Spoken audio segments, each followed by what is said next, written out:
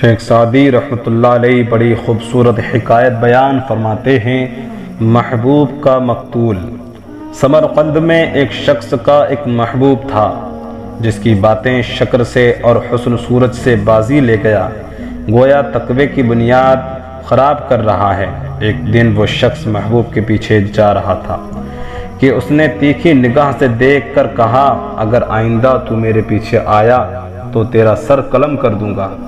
کسی نے اس کو ملامت کی، اے حیا، اے بے حیا، اب تو اس کا پیچھا چھوڑ دے، ان حالات میں تو کبھی مقصد نہیں پا سکے گا۔ جب اس سچی عاشق نے ملامت سنی تو رو کر کہا، اگر اس کے ہاتھوں قتل ہو جاؤں تو غنیمت ہے، تاکہ لوگ کہیں یہ وہ ہے جو معشوق کا مارا ہوا ہے۔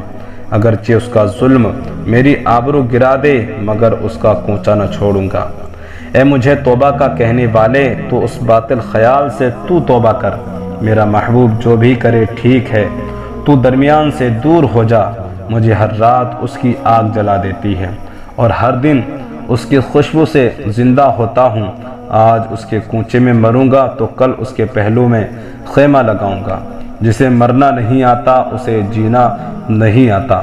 شیخ سعدی رحمۃ اللہ علیہ فرماتے ہیں، جب اپنے ہی جیسے کیچڑ سے بنے ہوئے کا عشق صبر و سکون اڑا دیتا ہے تو اس کے قدموں میں خلوص سے سر رکھتا ہے۔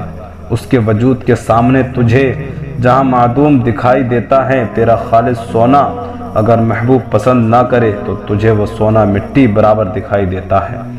اس کی محبت کے علاوہ دل میں کسی اور کی محبت نہیں سماتی۔ آنکھ کھلے تو اس میں بسے، بند ہو تو دل میں بسے۔ نہ رسوائی کا ڈر نہ صبر کا یارا، جان مانگے تو ہتھیلی پہ رکھ دے، تلوار اٹھائے تو سر جھکا دے۔ پھر سالگانے طریقت جن کو اپنے رب سے عشق ہے، ان کے بارے میں تیرا کیا خیال ہے؟ جو حقیقت کے سمندر میں ڈوبے ہوئے ہیں، اس کے خیال سے جان کی پرواہ نہ کریں، اس کے ذکر سے جہاں کو کچھ نہ سمجھیں۔ ان کا علاج دوا سے نہیں ہو سکتا، کیونکہ کوئی ان کے درد سے واقف ہی نہیں ہے۔ ازل کی صدا آج بھی ان کے کانوں میں گونج رہی ہے اور قالو بلا کی فریاد سے چیخ رہے ہیں۔ ایک ہی نعرے کے ساتھ پہاڑ کو اپنی جگہ سے ہلا سکتے ہیں اور ایک آہ سے جہاں کو نیست و نابود کر سکتے ہیں۔